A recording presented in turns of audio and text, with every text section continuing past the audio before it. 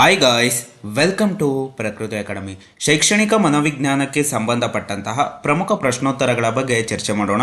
ಇನ್ನೂ ಹೆಚ್ಚಿನ ಮಾಹಿತಿಗಾಗಿ ನಮ್ಮ ಚಾನಲ್ಗೆ ಲೈಕ್ ಮಾಡಿ, ಜೊತೆಗೆ ಸಬ್ಸ್ಕ್ರೈಬ್ ಮಾಡ್ಕೊಳ್ಳಿ ಅಂತ ಹೇಳ್ತಾ ಮೊದಲನೇ ಪ್ರಶ್ನೆ, ಬುದ್ಧಿಶಕ್ತಿ ಸೂಚ್ಯಾಂಕದ ಹಂಚಿಕೆಯನ್ನು ಪ್ರತಿನಿಧಿಸುವ ರೇಖೆಯು ಆಪ್ಷನ್ಸ್ ಎ ಸಾಮಾನ್ಯ ಸಂಭಾವ್ಯ ವಕ್ರರೇಖೆ, ಆಪ್ಷನ್ಸ್ ಬಿ ಧನಾತ್ಮಕ ವಿಷಯ ವಕ್ರರೇಖೆ, ಆಪ್ಷನ್ ಸಿ ಋಣಾತ್ಮಕ ವಿಷಯ ವಕ್ರರೇಖೆ, ಆಪ್ಷನ್ ಡಿ ದ್ವಿಬಹುಲಕ ವಕ್ರರೇಖೆ.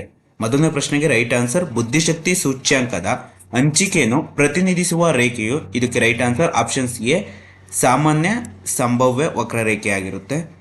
ಈ ಸಾಮಾನ್ಯ ಸಂಭಾವ್ಯ ವಕ್ರರೇಖೆಯ ವಿಶೇಷತೆ ಎಂದರೆ ಇದು ಯಾವಾಗಲೂ ಕೂಡ ಗಂಟೆ ಆಕಾರವನ್ನು ಹೊಂದಿರುತ್ತೆ.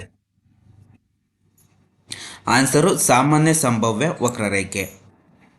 ಬುದ್ಧಿಶಕ್ತಿ ಸೂಚ್ಯಾಂಕದ ಹಂಚಿಕೆಯನ್ನು ಪ್ರತಿನಿಧಿಸುವ ರೇಖೆಯು ಸಾಮಾನ್ಯ ಸಂಭಾವ್ಯ ವಕ್ರರೇಖೆ ಎಂದು ಕರೆಯುತ್ತಾರೆ. ಈ ರೇಖೆಯು ಗಂಟೆ ಆಕಾರದಲ್ಲಿ ಇರುತ್ತದೆ. ಸಾಮಾನ್ಯ ಸಂಭಾವ್ಯ ವಕ್ರರೇಖೆಯು ಗಂಟೆ ಆಕಾರದಲ್ಲಿ ಇರುತ್ತದೆ.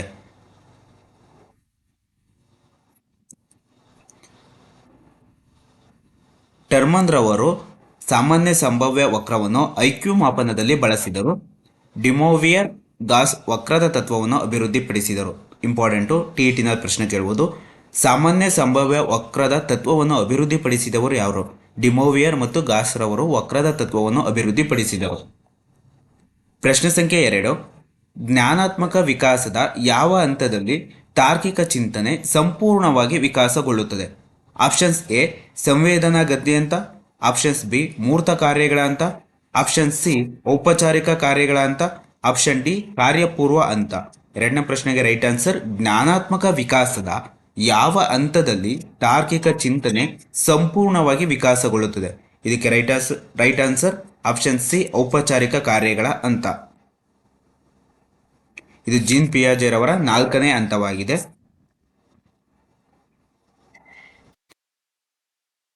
ಆನ್ಸರು ಔಪಚಾರಿಕ ಕಾರ್ಯಗಳ ಹಂತ. ಜೀನ್ ಪಿಯಾಜೆ ರವರು ಜ್ಞಾನಾತ್ಮಕ ಬೆಳವಣಿಗೆ 4ನೇ ಹಂತವೇ ಔಪಚಾರಿಕ ಕಾರ್ಯಗಳ ಹಂತವಾಗಿದೆ. ಇದು ಸುಮಾರು 12 ವರ್ಷ ಮೇಲ್ಪಟ್ಟ ಮಕ್ಕಳಿಗೆ ಸಂಬಂಧಿಸಿದ ಹಂತವಾಗಿದೆ. ಈ ಹಂತದಲ್ಲಿ ಮಕ್ಕಳಲ್ಲಿ ಅಮೂರ್ತ ಆಲೋಚನೆ, ವೈಜ್ಞಾನಿಕ ಚಿಂತನೆ ಮತ್ತು ತಾರ್ಕಿಕ ವಿವೇಚನೆ ಸಂಪೂರ್ಣವಾಗಿ ವಿಕಾಸಗೊಳ್ಳುತ್ತದೆ. ಜೀನ್ ಪಿಯಾಜೆ ರವರ 4ನೇ ಹಂತವಾದಂತಹ ಔಪಚಾರಿಕ ಕಾರ್ಯಗಳ ಹಂತದ ವಿಶೇಷತೆ ಎಂದರೆ ಈ ಹಂತದ ಪ್ರಮುಖ ಲಕ್ಷಣಗಳು: ಅಮೂರ್ತ ಚಿಂತನ ಸಾಮರ್ಥ್ಯದ ವಿಕಾಸ, ಸೃಜನಶೀಲ ಚಿಂತನೆಯ ಬೆಳವಣಿಗೆ, ವೈಜ್ಞಾನಿಕ ಚಿಂತನೆ ಬೆಳೆಯುವುದು, ಸೂಕ್ತ ನಿರ್ಧಾರ ಕೈಗೊಳ್ಳುವ ಸಾಮರ್ಥ್ಯ, ಅನುಗಮನ ಮತ್ತು ನಿಗಮನ ವಿಧಾನಗಳ ಮೂಲಕ ಆಲೋಚಿಸುವ ಶಕ್ತಿ, ಸಮಸ್ಯೆಗಳನ್ನು ಬಗೆಹರಿಸುವ ಸಾಮರ್ಥ್ಯ. ಇವೆಲ್ಲವೂ ಕೂಡ ಜೀನ್ ಪಿಯಾಜೆ ರವರ 4ನೇ ಹಂತವಾದಂತಹ ಔಪಚಾರಿಕ ಕಾರ್ಯಗಳ ಹಂತದ ಗುಣಲಕ್ಷಣಗಳಾಗಿವೆ. ಪ್ರಶ್ನೆ ಸಂಖ್ಯೆ 3, ತರುಣರ ಸಾಮಾಜಿಕ ವಿಕಾಸಕ್ಕೆ ಉದಾಹರಣೆ ಎಂದರೆ? ಆಪ್ಷನ್ಸ್ ಎ ಸಾಹಸ ಪ್ರವೃತ್ತಿ, ಆಪ್ಷನ್ಸ್ ಬಿ ಗುಂಪು ರಚನೆ, ಆಪ್ಷನ್ ಸಿ ಲೈಂಗಿಕ ಆಸಕ್ತಿ, ಆಪ್ಷನ್ ಡಿ ವಿಮರ್ಶಾತ್ಮಕ ಸಾಮರ್ಥ್ಯ. ಮೂರನೇ ಪ್ರಶ್ನೆಗೆ ರೈಟ್ ಆನ್ಸರ್ ತರುಣರ ಸಾಮಾಜಿಕ ವಿಕಾಸಕ್ಕೆ ಉದಾಹರಣೆ ಎಂದರೆ ಆಪ್ಷನ್ಸ್ ಬಿ ರೈಟ್ ಆನ್ಸರ್ ಆಗಿರುತ್ತೆ, ಗುಂಪು ರಚನೆ. ಇದಕ್ಕೆ ಆನ್ಸರ್ ಗುಂಪು ರಚನೆ. ತಾರುಣ್ಯಾವಸ್ಥೆಯಲ್ಲಿ ಸಾಮಾಜಿಕ ವಿಕಾಸಕ್ಕೆ ಗುಂಪು ರಚನೆ ಮತ್ತು ಸ್ನೇಹಿತರೊಂದಿಗೆ ಬೆರೆಯುವುದು ಒಂದು ಪ್ರಮುಖ ಉದಾಹರಣೆಯಾಗಿದೆ. ಸಾಮಾಜಿಕ ವಿಕಾಸ ಎಂದರೆ ಸಮಾಜದಲ್ಲಿ ಒಬ್ಬ ವ್ಯಕ್ತಿ ಬೆಳೆದು ರೂಪುಗೊಳ್ಳುವ ಪ್ರಕ್ರಿಯೆ. ಪ್ರಶ್ನೆ ಕೇಳುವುದು ಸಾಮಾಜಿಕ ವಿಕಾಸ ಎಂದರೇನು? ಸಮಾಜದಲ್ಲಿ ಒಬ್ಬ ವ್ಯಕ್ತಿ ಬೆಳೆದು ರೂಪುಗೊಳ್ಳುವ ಪ್ರಕ್ರಿಯೆಯನ್ನು ಸಾಮಾಜಿಕ ವಿಕಾಸ ಎಂದು ಕರೆಯಲಾಗುತ್ತದೆ. ತಾರುಣ್ಯಾವಸ್ಥೆಯಲ್ಲಿ ನಾಯಕತ್ವದ ಗುಣಗಳನ್ನು ಪೂಜಿಸಲಾಗುತ್ತದೆ. ಸಮಾನ ವಯಸ್ಕರು, ಸಮಾನ ಗುರಿ ಹೊಂದಿರುವ ವ್ಯಕ್ತಿಗಳು ಒಂದೆಡೆ ಸೇರುತ್ತಾರೆ. ಪ್ರಶ್ನೆ ಸಂಖ್ಯೆ 4, ಮಾನಸಿಕ ವಯಸ್ಸಿನ ಪರಿಕಲ್ಪನೆಯನ್ನು ಮೊಟ್ಟಮೊದಲು ಪರಿಚಯಿಸಿದವರು ಯಾರು? Options A Terman, options B Alfred Binet, option C William Stern, option D Raven ರವರು. 4ನೇ ಪ್ರಶ್ನೆಗೆ ರೈಟ್ ಆನ್ಸರ್ ಮಾನಸಿಕ ವಯಸ್ಸಿನ ಪರಿಕಲ್ಪನೆಯನ್ನು ಮೊಟ್ಟಮೊದಲು ಪರಿಚಯಿಸಿದವರು. 4ನೇ ಪ್ರಶ್ನೆಗೆ right answer options B right answer ಆಗಿರುತ್ತೆ, ಆಲ್ಫ್ರೆಡ್ ಬಿನೆಟ್ ರವರು. Answer Alfred Binet. ಬುದ್ಧಿಶಕ್ತಿ ಅಥವಾ ಮಾನಸಿಕ ಸಾಮರ್ಥ್ಯವನ್ನು ಅಳೆಯುವ ಮೊಟ್ಟಮೊದಲ ಪ್ರಯತ್ನ ಮಾಡಿದವರು ಆಲ್ಫ್ರೆಡ್ ಬಿನೆಟ್ ರವರು. ಮಾನಸಿಕ ವಯಸ್ಸು ಎಂಬ ಪರಿಕಲ್ಪನೆಯನ್ನು ರೂಪಿಸಿ ಮಕ್ಕಳ ಬುದ್ಧಿಶಕ್ತಿಯನ್ನು ಅಳೆಯುವ ಪರೀಕ್ಷೆಯನ್ನು ಅಭಿವೃದ್ಧಿಪಡಿಸಿದರು. ಶಿಕ್ಷಣದಲ್ಲಿ ಮಕ್ಕಳ ಕಲಿಕೆಯ ಸಾಮರ್ಥ್ಯವನ್ನು ಅಳೆಯಲು ಬಳಸಲಾಗುತ್ತದೆ. ಪ್ರಶ್ನೆ ಬಂದಿದೆ ಟಿಇಟಿನಲ್ಲಿ, ಜೊತೆಗೆ GPSTRನಲ್ಲೂ ಕೂಡ ಪ್ರಶ್ನೆ ಬಂದಿದೆ. ಬುದ್ಧಿಶಕ್ತಿಯ ಪಿತಾಮಹ ಆಲ್ಫ್ರೆಡ್ ಬಿನೆಟ್ ರವರನ್ನು ಬುದ್ಧಿಶಕ್ತಿಯ ಪಿತಾಮಹ ಎಂದು ಕರೆಯಲಾಗುತ್ತದೆ. ಬುದ್ಧಿಶಕ್ತಿ ಸೂಚ್ಯಂಕದ ಪಿತಾಮಹ ವಿಲಿಯಂ ಸ್ಟರ್ನ್ ರವರನ್ನು ಬುದ್ಧಿಶಕ್ತಿ ಸೂಚ್ಯಂಕದ ಪಿತಾಮಹ ಎಂದು ಕರೆಯಲಾಗುತ್ತದೆ. ಪ್ರಶ್ನೆ ಸಂಖ್ಯೆ 5. ಅತ್ಯಹಂ ಈ ತತ್ವದಿಂದ ಪ್ರಭಾವಿಸಲ್ಪಟ್ಟಿದೆ. ಆಪ್ಷನ್ಸ್ ಎ ಸುಖಾನುಭವ, ಆಪ್ಷನ್ಸ್ ಬಿ ವಾಸ್ತವಿಕತೆ, ಆಪ್ಷನ್ ಸಿ ನೈತಿಕತೆ, ಆಪ್ಷನ್ ಡಿ ತಾರ್ಕಿಕತೆ. ಇದು ಮನೋವಿಶ್ಲೇಷಣಾ ಪಂಥದ ಪ್ರತಿಪಾದಕರಾದಂಥ ಸಿಗ್ಮಂಡ್ ಫ್ರೈಡ್ ರವರ ವ್ಯಕ್ತಿತ್ವದಲ್ಲಿ 3 ಭಾಗಗಳಾಗಿ ವಿಂಗಡಿಸಿದ್ದಾರೆ. ಶೈಕ್ಷಣಿಕ ಮನೋವಿಜ್ಞಾನದ ಪಿತಾಮಹರಾದಂಥ ಸಿಗ್ಮಂಡ್ ಫ್ರೈಡ್ ಅವರ ವ್ಯಕ್ತಿತ್ವದ 3 ಭಾಗಗಳು ಇವಾಗಿರುತ್ತೆ. ಯಾವಂದರೆ ಸುಖಾನುಭವ, ಸಾಮಾಜಿಕ ಪ್ರಜ್ಞೆ, ನೈತಿಕತೆ ಆಗಿರುತ್ತೆ. ಇಲ್ಲಿ ಪ್ರಮುಖವಾಗಿ ಇಲ್ಲಿ ಕೇಳಿರುವ ಪ್ರಶ್ನೆ 5ನೇದು ಅತ್ಯಹಂ ಈ ತತ್ವದಿಂದ ಭಾವಿಸಲ್ಪಟ್ಟಿದೆ.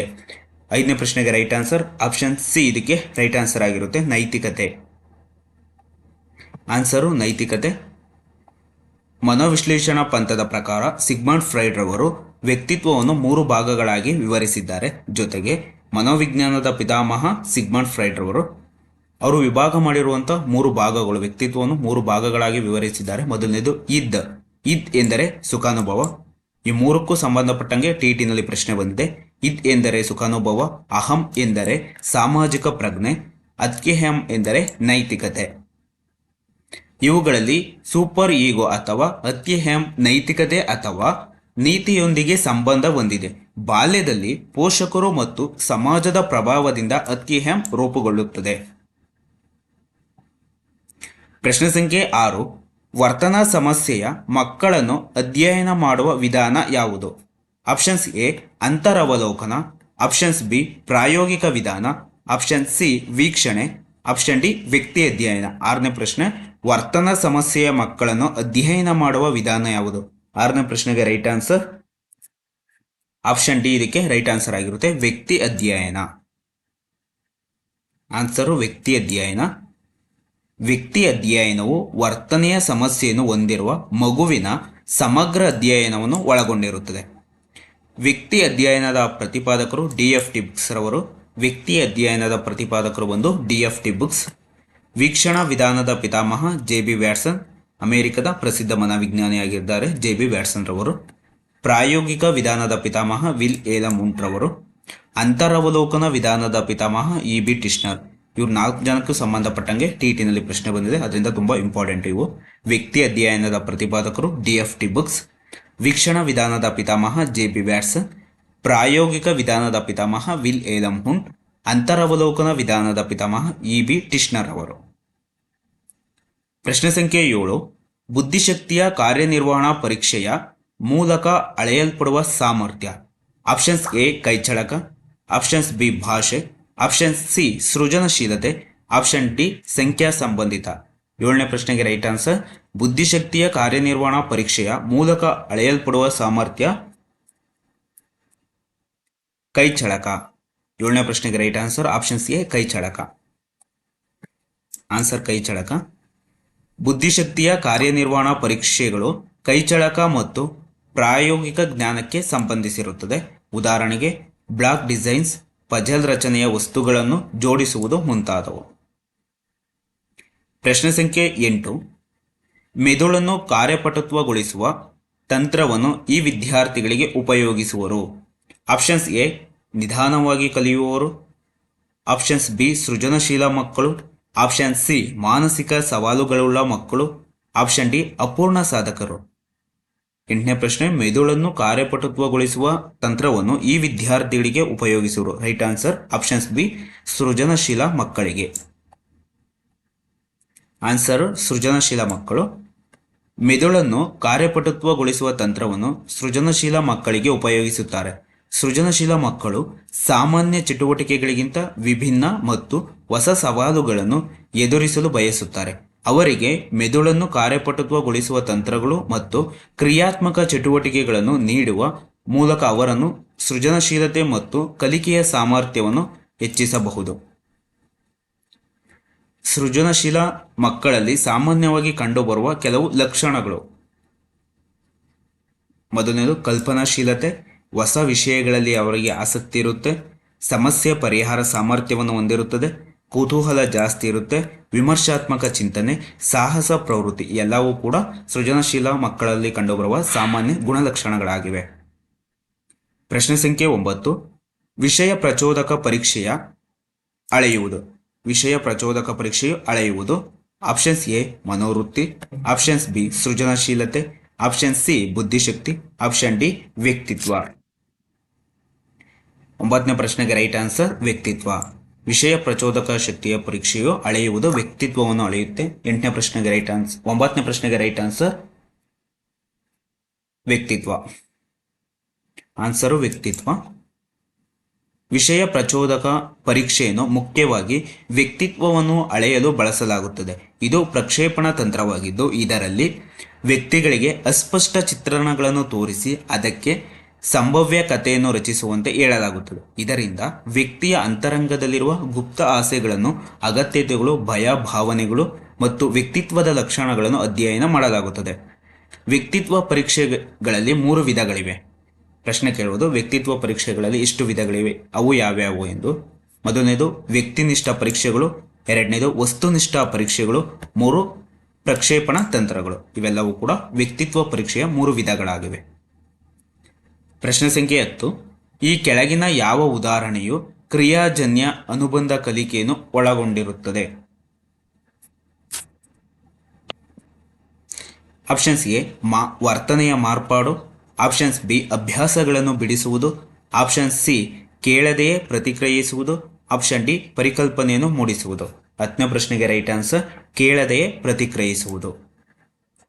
ಈ ಕೆಳಗಿನ ಯಾವ ಉದಾಹರಣೆಯು ಕ್ರಿಯಾಜನ್ಯ ಅನುಬಂಧ ಕಲಿಕೆಯನ್ನು ಒಳಗೊಂಡಿದೆ? ರೈಟ್ ಆನ್ಸರ್ ಕೇಳದೆ ಪ್ರತಿಕ್ರಿಯಿಸುವುದು. ಇದು BF ಸ್ಕಿನ್ನರ್ ಅವರು ನೀಡಿರುವುದು. ಆನ್ಸರ್ ಕೇಳದೆ ಪ್ರತಿಕ್ರಿಯಿಸುವುದು.